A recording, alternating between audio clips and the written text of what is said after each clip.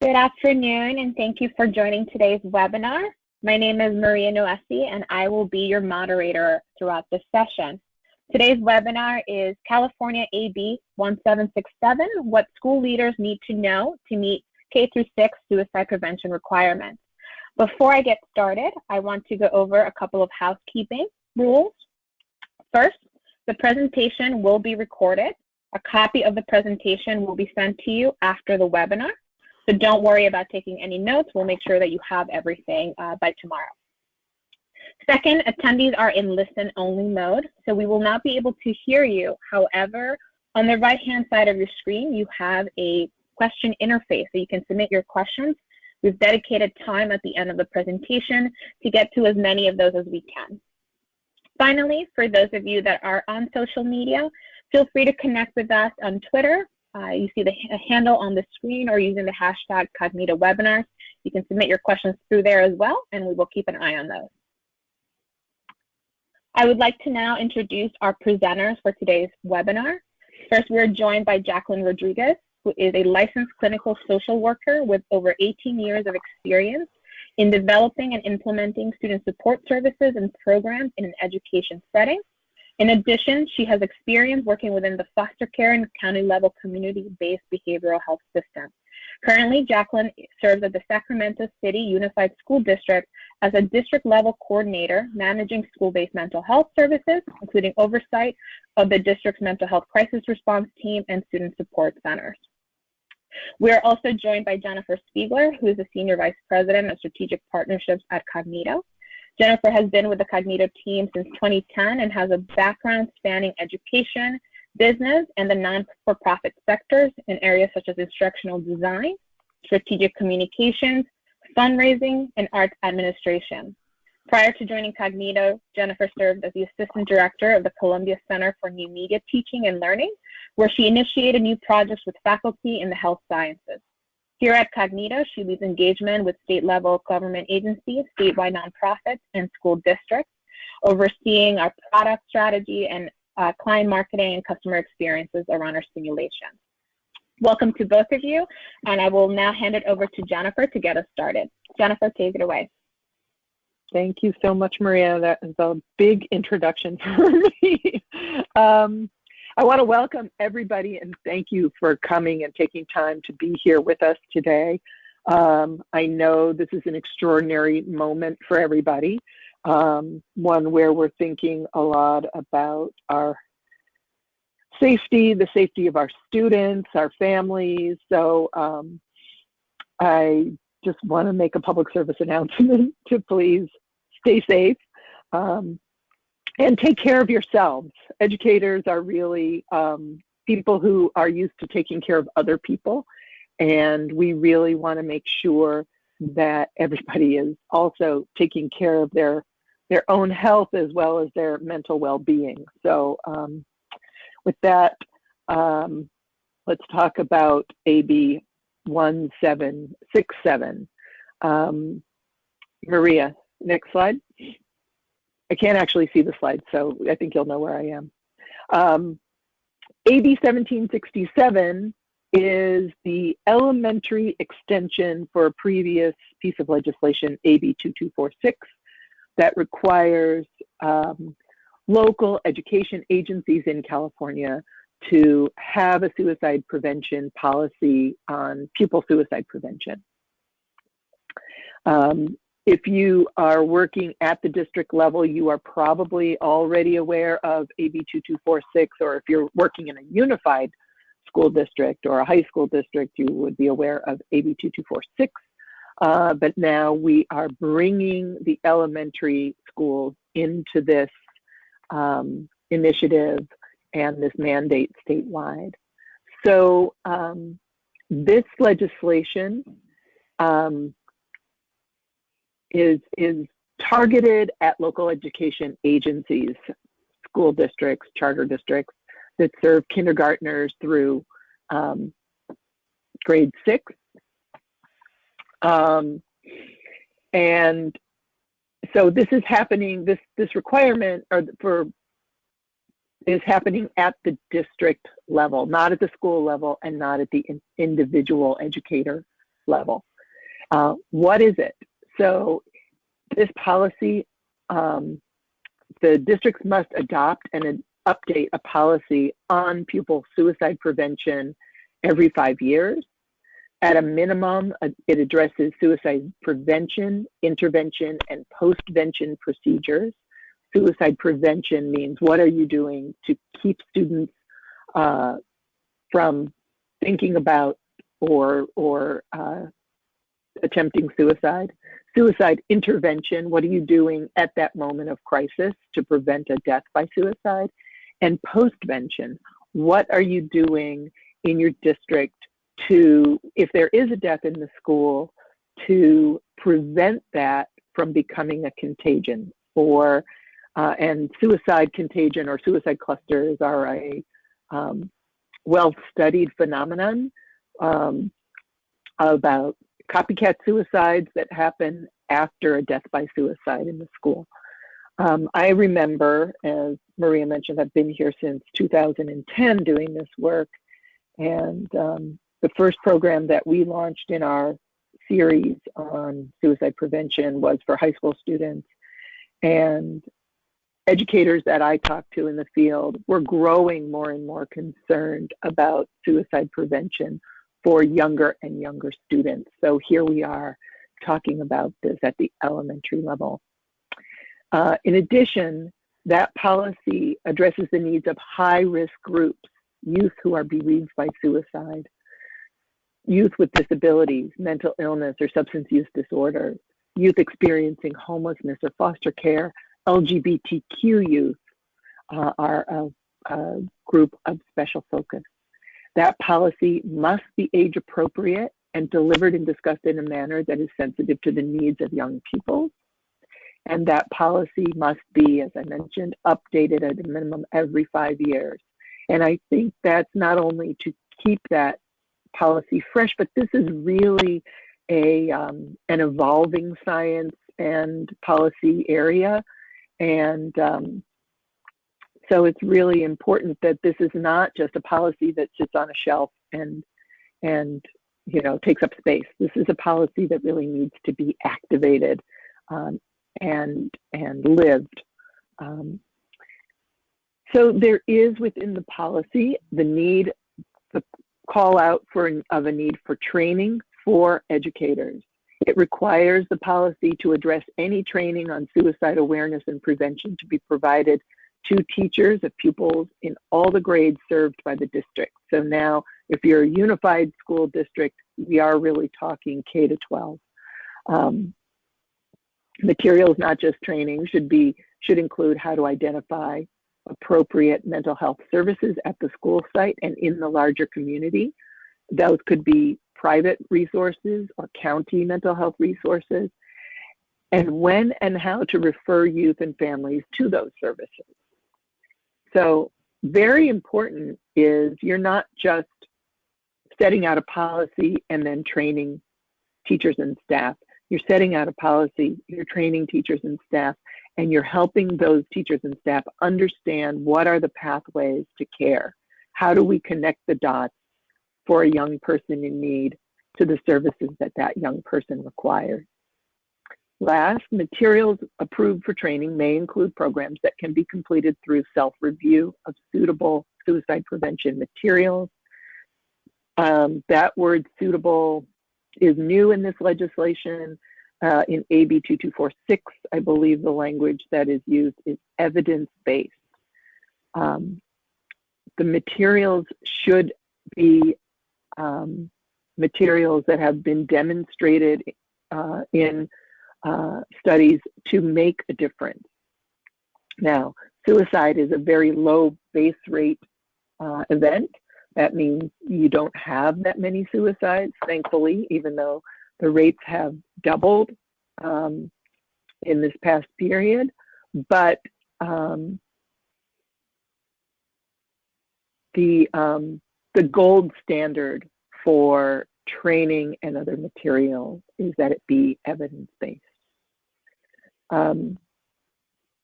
And if it is determined that the bill contains costs mandated by the state, there would be reimbursement. And I think that we are still learning about that tenet as this policy is being formulated at the level of the Department of Education. The Department of Education did issue a model policy for AB 2246 in 2017. One of the programs that was called out in that AB 2246 legislation and the subsequent model policy was cognito simulations. So the when, interestingly enough, and maybe this is something that will be revisited, before the beginning of the 2020-2021 school year, this policy should be in place. Not that training has to be completely executed, but the school boards will be looking at adopting these policies. They may be extensions of their AB 2246 policies, and in the case of elementary districts, that would be a new policy. Now, where we all are in the era post-COVID-19 or COVID-19 in the midst of, whether that is going to be something that is realistic for school boards, that's the language of the legislation. So that's really the not very complex legislation, AB 1767, but it does put the onus of developing a policy and adopting policies, procedures, and training on the districts themselves. So with that, I wanted to turn this now over. At the end of this session, we'll talk a little bit about what the Cognito program is and what it looks like. But trust me, you will want to hear first from Jacqueline Rodriguez from Sacramento City Unified about her experience with this training tool, training resource, and her experience working with Cognito, which is relevant to the potential adoption of a product like this for a district. So, Jacqueline, let me hand over to you.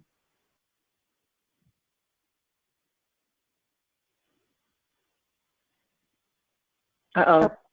Hi, no, I'm here, Jennifer. Hello all, I'm sorry, I was having the technical challenge of just simply unmuting my phone. But thank you all for letting me be here and share our experience with Cognito. Just to give you some background of our district and our process in this, and actually, thank you. Perfect. So we're a pretty large urban district, 11th in California, as it shows here, and we and also 75 schools with over 42,000 students. And so when AB, as Jennifer was sharing kind of about the current bill, our work with this really started when AB 2246 was issued, and our district had realized we hadn't updated our pupil suicide prevention policy in quite a few years. So starting in 2017, we actually pulled together a community stakeholder group. So we brought in community-based mental health as well as various district department leaders to help us really think about what was needed in our district and in our community to really help prevent suicide. Unfortunately, we've lost the students to suicide almost every year since I've been in this coordinator position in our district for over 6 years. And so we're really committed to how do we really help prevent this and really help identify those students who are most at risk. And so through this task force, we actually, in using the AB 2246 policy model, model policy that was shared out, we updated our board policy effective 2018, and we actually, in that board policy, approved K through 12 that all district staff and our partners would be trained in suicide prevention. So I think we might actually be kind of in line with this new bill that was rolled out because of that policy and how we updated it. But we just really saw that we did need to really help start earlier on training our staff on what to look for and how to help their students get help early on. And so once that board policy was approved, that led us to we really need to figure out a way to train our over 2,500 staff. And a big challenge that we have in our district is just lack of professional development time. So that's based on our labor partner contracts, and some of it's just based on just the realities of there's just limited time in the day. So we were really trying to find an evidence-based, cost-efficient, and easy way to implement this suicide prevention training program. And also we had limited capacity of having trainers, because in our district we only have, even though we have over 2,500 staff members in our district, we only have about 50 mental health professionals, including school counselors, school psychologists, and school social workers. And so we just knew we didn't have the training capacity to provide these in all of our schools. And so that's where we found Cognito, and we were fortunate enough to have some grant funding support through various funders that helped us purchase the Cognito grant. And since then, what do I want to say? So we were able to start rolling this out effective this last August. And in that time, I guess maybe we could go to the next slide and then I can share. So starting in August, just to share a little bit more about how we actually rolled it out once we decided to use the Cognito as our primary training modality, is that with the help of our district cabinet members, and we really took a top-down approach. So when we presented how Cognito could help train and the ways it would train our staff, then they allowed us to roll this out to all of our district principals. And so we, starting in August when we did all of our free service, our principals were asked to complete the Cognito training themselves. And then we brought all the principals together and we had a 1-hour training with them where we reviewed the Cognito. We called it our Cognito debriefing training. So we answered any questions they might have. And this was led by our mental health professionals, so it was myself and my director. And then we helped them to prepare to roll it out to their staff. So then they would introduce it to their staff and help them log in and stuff like that, and set the expectation that all staff would complete this. And when we said all, we meant all. So we said this wasn't just for your teachers, but this is for your nutrition services staff, your custodial staff, your bus drivers. So, but it was through our upper management, the district cabinet level, that really helped us message that out. So we did that from August 29, and so as you can see here, we did primarily, most of these were completed by end of October. And then we would continue, myself, I would actually, through the use of the Cognito administrator portal, I could run how many people had completed the training pretty easily, and with just a few minutes, I would send out, we would send out reminders to principals to have their staff complete the Cognito training. So next slide, I think. Oh, yeah, so we had a really overwhelmingly positive response of the staff who completed the Cognito, and it was really kind of great because then the kind of word of mouth, so it's like, you always have your staff are the early adopters and your champions, and so they would share with their colleagues that they enjoyed it, and then we noticed this kind of spike in use of completing the simulations. But as you can see from this slide, that all of the staff, depending on which simulation they completed, had a really good response of feeling like it was very helpful for them. And then I think if we go to the, this was overall, and then yes, thank you. The next one talks about the scenarios. And again, we got really great feedback that the staff thought it was very helpful. They really liked how, if you haven't done the demo, but how you can pick a choice when you can choose your response to the student. And then we actually had some like, well, I just wanted to hear what all the responses, so they would actually spend more time trying the different responses. So we thought our staff who do trainings, like this was a really great way to really get our staff more interactive when they're completing these simulations. And the next slide, please. And again, I think I was just sharing earlier how like our staff, our school site staff that would complete the simulations, they would really share and encourage their other staff members to complete it because they thought it was really relevant.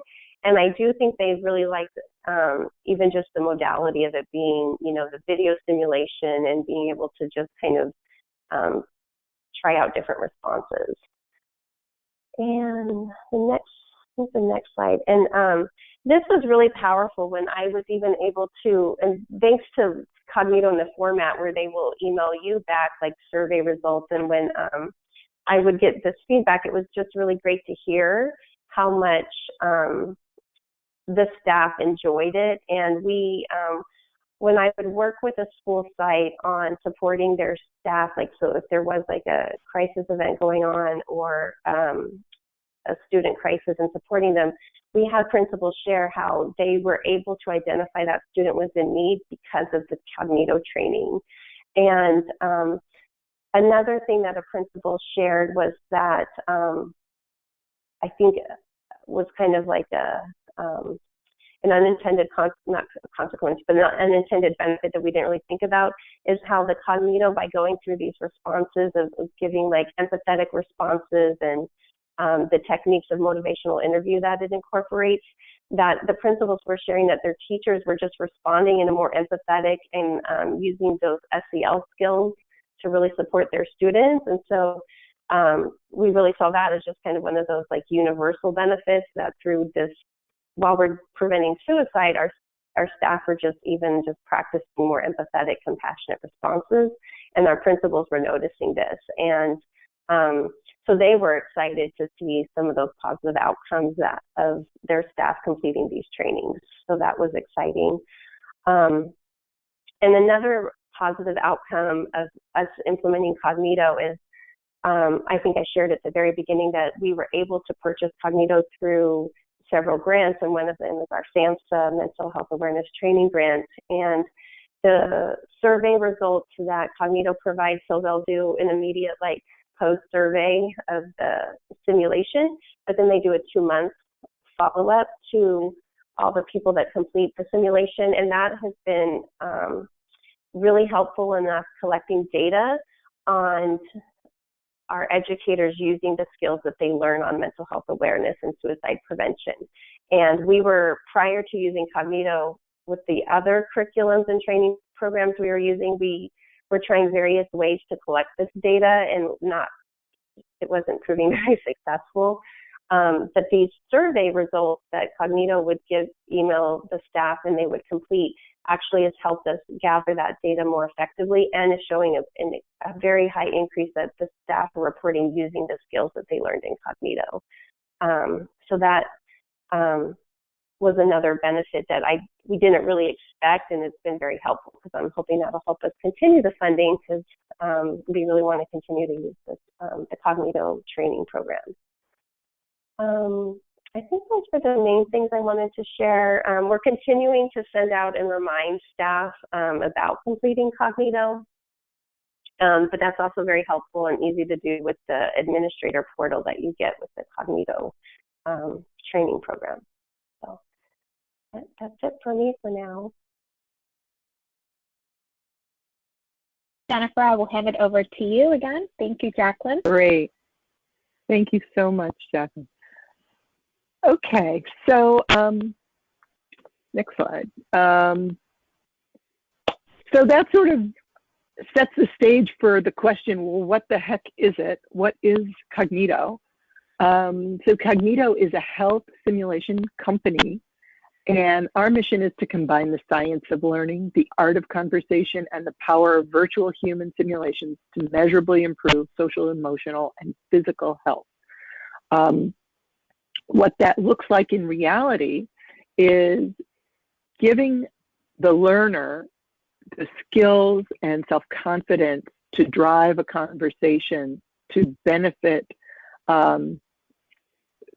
someone, their own or someone else's health.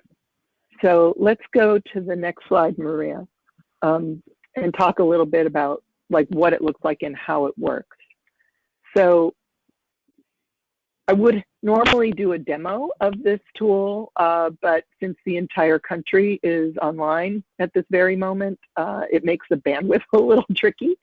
So forgive me. Maria is going to send out a link for you to go in and try this demo yourself. But how does it work? You as a learner take on the role of it's a role play, essentially a role play game. The learner takes on the role of a teacher with students that they're concerned about. They navigate those conversations, how to broach the topic of their concern, develop the trust with the student, and create the conditions for a warm handoff to mental health support. Navigating a series of dialogue options. So you can see that on your screen where it says talk. When you push the talk button, you get a number of options for how to proceed with that conversation. You choose one, and then Mr. Bauer, who you see there on screen, says that choice to the student, Stephanie in this case, and Stephanie will respond like a real student with memory and emotion and a personality to whatever you have chosen for Mr. Bauer to say. So if it's a very good choice, she might be reflective or thoughtful or ready to listen. If you've chosen a suboptimal choice, she is going to react by shutting down or holding back or, just not being engaged in the conversation. In either case, you're going to get feedback from your virtual coach. You see Jackie Torres down there on the left-hand side. And Jackie's going to give you both immediate positive or constructive feedback about your choice, so you know why that wasn't a good choice or was a good choice. And then another level of feedback is going to come from the engagement meter. So as you're making good choices and helping Stephanie be trusting and relaxed and open up, your engagement meter will go up. And that's really the goal, is to build that bond with the student and be able to introduce the idea of support. You also see below the talk button an undo button. And that undo button lets you undo your choice and make another choice. So it takes you back in time and allows you to choose something else. Maybe you made a choice that turned out to not be very good. That undo button will let you try and see what other strategy might have worked better. Something we all wish we could do in real life. And at the end of each scenario, you will get a sort of summative performance feedback, so that you're really understanding which of the techniques you used effectively, what you could do better next time. And so it's a very, very, as far as online learning, which we all do in our jobs for compliance training and those kinds of activities, we do it here in our business too. You click the button, the video plays, you go to do the dishes, you come back, you take the quiz. That is not what we're doing here. You really have to make every choice. Every choice is like a chess game. You're thinking, what is the best thing for me to do? So it's in that reflective process and getting that immediate feedback that learning gets very, very sticky. In addition, you can see that we're using animation, but we're using professional voice talent to voice our characters. And there's a lot of emotion in those voices. So, we've trained close to 800,000 educators using this tool, and the feedback has just been outstanding. It's still a very unique tool, even though we're 10 years in to building this portfolio of programs, which leads me into the portfolio slide, Maria. Okay, so This is our, growing portfolio. If you'd asked me 4 or 5 years ago, we would have had only 2 or 3 of these programs.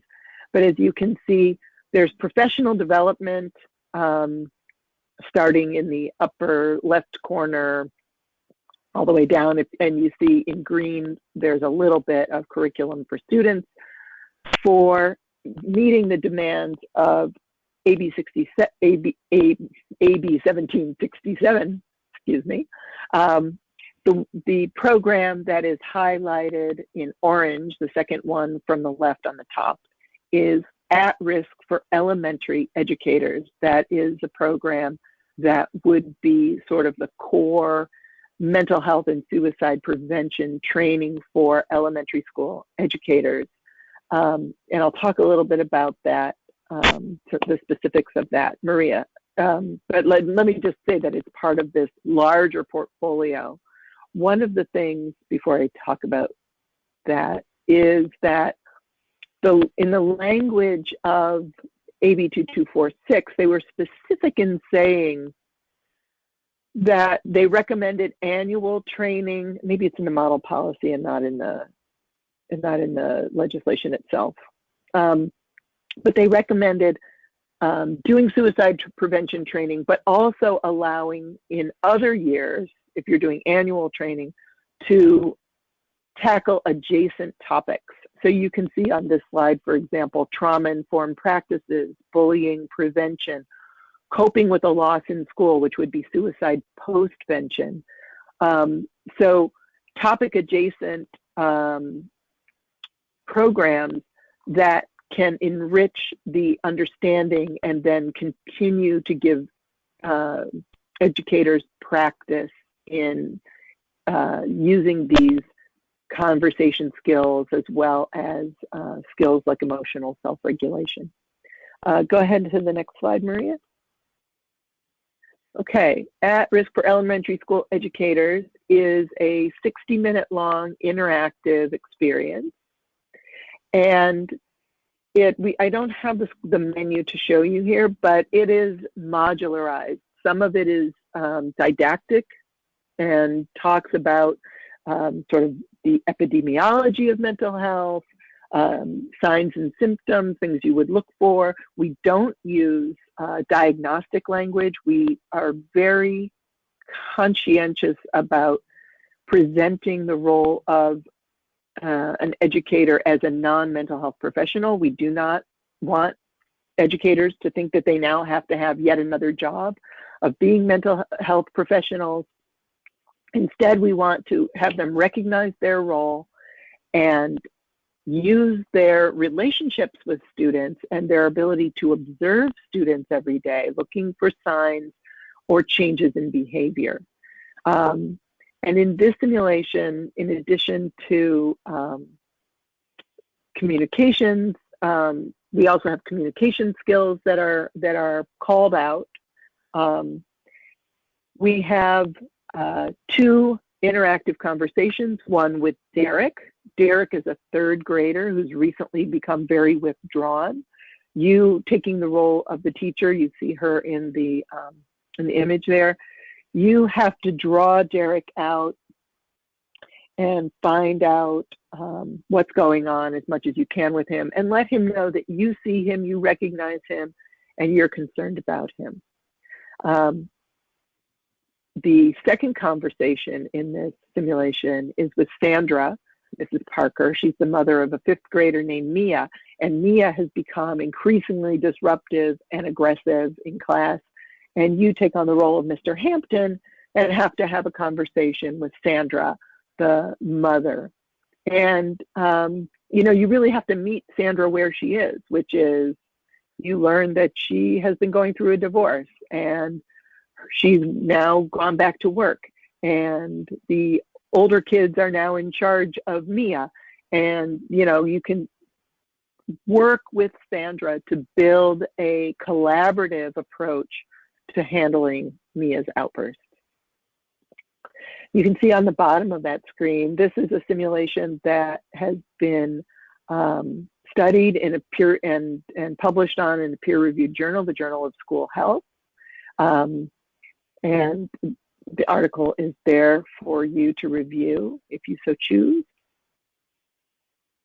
Next slide, that's our last slide. So as Jacqueline mentioned, the Cognito simulations are not just standalone tools. They include usage reporting and surveys and materials to help you do the rollout, whether that's PowerPoint slides or talking points, a discussion guide, which we think is really important in leading a debrief discussion. Jacqueline mentioned the debrief discussion with principals. We would say you could do that with all of your audiences. And we also have a fantastic support staff to help you at the district level plan and execute your rollout. So I think Jacqueline can talk about her relationship to her account manager, but really we're here to not only provide you with a great product, but a great experience and help you to achieve comprehensive suicide prevention in your district. Maria. Thank you, Jacqueline. I hand it back to you. Yes, you do. Thank you. I want to thank both of you for taking the time. I know that we are past the hour, so I want to tell all of the attendees that are on the line that in your chat box, there is a link to the simulation, to a demonstration. It's a short 10-minute version of the full simulation that you have access to. Again, because we didn't want to experience technical issues, we just wanted to give you the link that you can try it at your own pace. If you just, before you log off, just check your chat box, access the link, and we will also include it in the follow-up email with the recording as well, so you can share it and access it at your own pace. Again, I want to thank all of you on the line. If you have any questions that weren't covered today, please reach out to us. We're also going to include Jacqueline's contact info in the email in case you have any questions specific to her. For specific questions about how you can use this simulation in your district, Jennifer's email is on the screen right now as well. You can contact her directly. And again, thank you for all that you do, and enjoy the rest of your afternoon. Bye-bye.